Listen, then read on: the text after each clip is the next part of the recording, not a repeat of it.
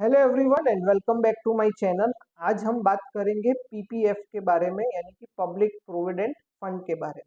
तो चलिए चलते हैं। तो पीपीएफ क्या है? तो पीपीएफ का फुल फॉर्म है पब्लिक प्रोविडेंट फंड, और ये गवर्नमेंट बैक्ड सेविंग स्कीम है जो कि लॉन्च हुई थी 1968 में टू एनकरेज स्मॉल सेविंग्स। ये जो इसमें अगर आप पैसा इन्वेस्ट करते हैं तो ये 15 साल के लिए लॉक इन में चला जाएगा, और इसमें सिर्फ रेसिडेंट सिटीजन्स यानी कि जो इंडिया में रेसिडेंट है वो ही ओपन कर सकते हैं ये अकाउंट। जो नॉन रेसिडेंट है अगर उनका पहले से कोई अकाउंट है तो वो ऑपरेट कर सकते हैं, लेकिन वो नया अकाउंट ओपन नहीं करवा सकते। पीपीएफ क्यों चूज करना चाहिए? तो पीपीएफ एक ईईई कैटेगरी में आता है, ईई टैक्सेशन कैटेगरी में आता है। ई का मतलब है एग्जेम्प्ट एग्जेम्प्ट एग्जेम्प्ट। अगर जब भी आप पैसा इन्वेस्ट करते हैं तो वो पैसा जो आपने इन्वेस्ट किया है वो आपको एटीसी में डिडक्शन मिलेगा, यानी वो पैसा आपको एग्जेम्प्ट रहेगा।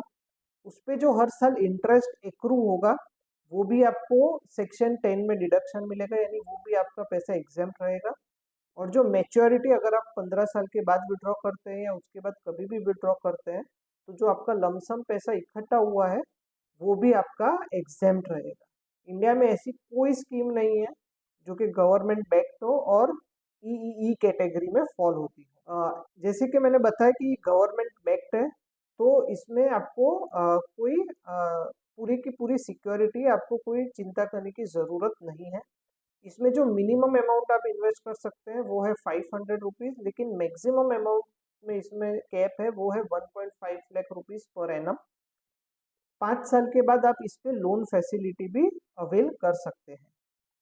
अगर आप बैंकरप्ट होते हैं या बैंकरप्ट डिक्लेयर करते हैं तो पीपीएफ फंड में स्पेसिफिक ये लिखा हुआ है कि कोई भी कोर्ट आपका पीपीएफ अकाउंट अटैच नहीं कर सकता है कोई भी ड्यूज या कोई भी क्रेडिटर्स को पे करने के लिए, एक्सेप्ट कि अगर आपने गवर्नमेंट के टैक्सेस पे ना किए हो तो जो कोर्ट है वो आपकी पीपीएफ अकाउंट अटैच कर सकते हैं। उसके अलावा कोई भी केसेस में आपका पीपीएफ अकाउंट अटैच नहीं हो सकता है। अब आप पीपीएफ में कैसे इन्वेस्ट कर सकते हैं? तो आप कोई भी नेशनलाइज्ड बैंक या पोस्ट ऑफिस में जाके अपना पीपीएफ अकाउंट ओपन करवा सकते हैं। बहुत सारी बैंक्स अब पीपीएफ अकाउंट ओपन करवाने के लिए भी ऑनलाइन फैसिलिटी आपको देती है।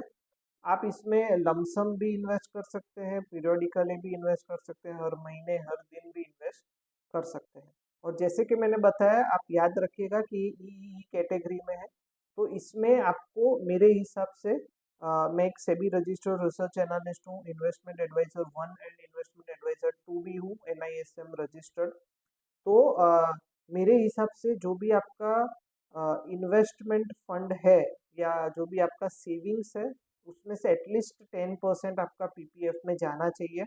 कोई कुछ भी बोले कि मार्केट में 30% रिटर्न मिलता है, 20% मिलता है, वो बात सही है, वो मैं भी बोलता हूँ।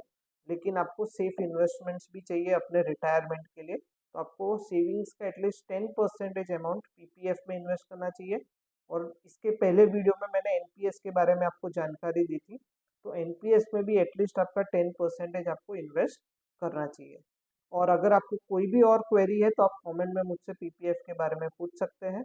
और ऐसे और वीडियोस के लिए मुझे लाइक कीजिए, सब्सक्राइब कीजिए, और याद रखिए, सपने देखिए क्योंकि सपने ज़रूर पूरे होते हैं। Thank you.